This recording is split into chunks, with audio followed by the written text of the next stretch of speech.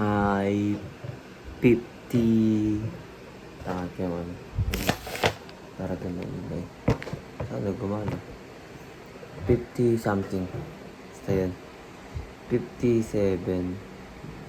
So, ba na ako nag impromptu para masabi ko talaga yung mga thoughts ko ng malakas, tsaka may buwelo kasi paano sa nataas kasi ako, tulog na si Pia.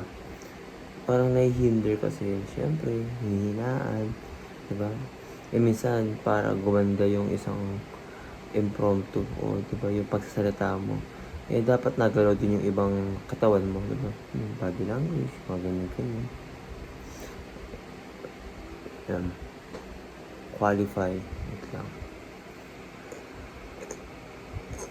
Yun, qualify. Diba ang qualify is parang pumasa ka sa standards na kailangan o napasa mo yung bare minimum, diba yung standard na meron tayong qualify. Kaya may natalo kang team, 1v1 kayo, scrimmage, then natalo mo yung kalaban for so many times, nag-qualify kayo sa final. So, pag sinasabi natin qualify, ito yung mga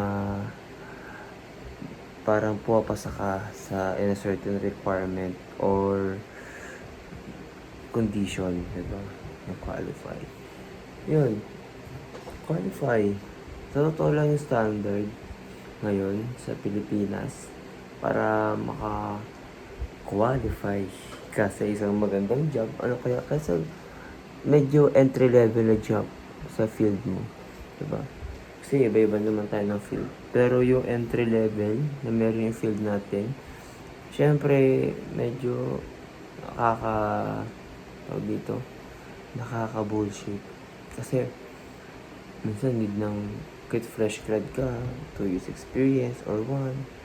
Then dapat may ganito ka, dapat may ganyan ka. Lalo na pag kailangan mo ng 2 valid ID. Naku, yun pa yung nakakainis. Kasi nga, wala ka namang ID, diba? Then, yun, hihingian ka. Tapos pwede mo na nakuha. Parang mas mahihirapan ka. Alam mo yun, na nakakasira ng proseso. Diba? Ng pagka-apply. Basta kapag apply ka, di naman garantisado na maganda. Diba? Ang flow ng trabaho sa Pilipinas. Alam naman natin yun. Marami ng reklamo, marami ng documentary para dyan na di naman ganun kaganda ang mga trabaho na nabibigay sa Pilipinas. Oo, meron. Pero, pansin mo ba yung mga magaganda, hindi siya local? Diba? Minsan marami nagre-remote, tapos yung base nila sa Washington, sa Canada, diba? Sa UK, yung uso na sa atin yung tawag dito. May tawag sila dun eh. Kunwari VA, pero di yun yung tamang word. Yun parang remote na. Halata naman natin na usually yung mga magaganda na na yan, na may sahod, maganda yung benefits. Sa mga higher managerial level lang yan makukuha. Even though kahit ganun, hindi pa rin sapat. Then yun nga, sa mga malaking sahod na entry level, hindi local, mostly sa ibang base.